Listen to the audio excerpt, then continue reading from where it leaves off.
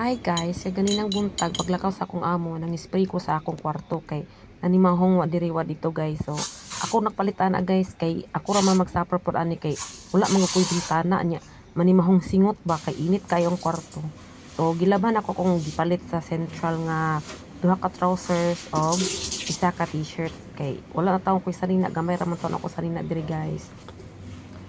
So nang laba pa din ko una sa ilang mga sanina. Dayon gihatod na nako ang manghod sa hospital kay na siya schedule karon sa iyang dolonggan.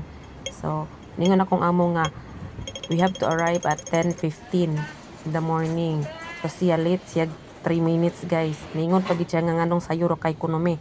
Na unsaon na lang mas tsada man tong maguna nga kami maghulat kaysa siya maghulat ta mo siya timang mag-ingon din nga where are you. Pagkahuman guys, niabot ang medina siya nga maghulat ako media sa ground floor kay magdungan ra ko na migsaka. And then pagabot niya, nisulod na din dito sila sa ENT. Nakabulol-bulol ako guys. Muna ang gray zone. Itawag nila gray zone sa kuan ENT. And then humana naman siya check up. Ito na ako siya sa padung sa homework class guys. Ingana kakapoy. Dayon. Iuli ko nakapalitan ko mistake. Grabe kay igang. Nya nag-prepare na din kog lunch kay para pagka unya taud-taud ihatod na ako ang maguwang sa iyang Jupiter class, murag math class na nila. Dayon ingon si ma'am nga balikir atong tambal dito sa kuan kanang hospital kay kinahanglan naman ako to ihatod ang manghod kaganina. So gadali taon kog prepare guys niya paguman nanghayhay pa rin ko kay ako managbiyan ganina kay kung manghayhay pa ko malit naman pod ang kuan malit naman pod may adto sa hospital nya gareklamo pagid nganong sayo ra kuno may nakaabot na magbuot mo nga ako may nagbuot sa kong oras ay pagbuot ma'am.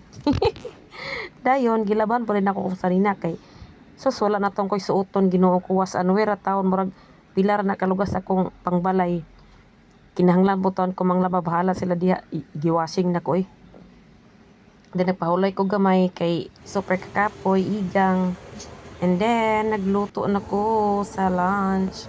Kuan raman yung giingon fried egg ra daw o katong sausage gabi nga leftover.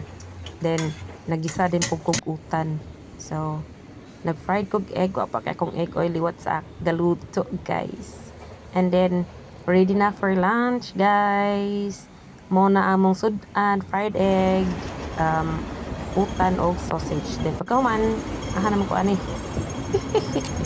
Muadto rin ko sa kuan guys hospital pag human ako gatod sa maguwang sa Jupiter class balikan ako ang tambal guys kay ingon man siya nga you need to go back in the hospital kay kuwaon ang tambal so nilaos na lang pagkukuha sa tambal perti kay kainit guys gilaroy na kay kuana guys so kanang hugason ganina pa nabuntag wala pa nako na nabali-bali kay unsa man nga unahon magiyang gusto kay kung dili na to unahon yang gusto magsalimuang man siya na unsaon man na karon nga amo magsalimuang man so mo patan ako paghugas ana guys karon mga alas 2 kapin grabe kay kakapoy oy kinsa baka mopuli na ko ani puhon na good luck na lang gyud dili gid lalim diri akong kinabuhi kay murag sigin-siginon ta pagsugo nga dapat sila naman ana magpa-hospital sa ilang anak ba man ako ila sugo-sugoon nga perte kay kainit dili mo sila ganahan nga maghulat-hulat dito sa hospital kanang workaholic mo na silang duha mo na nga money is life na sila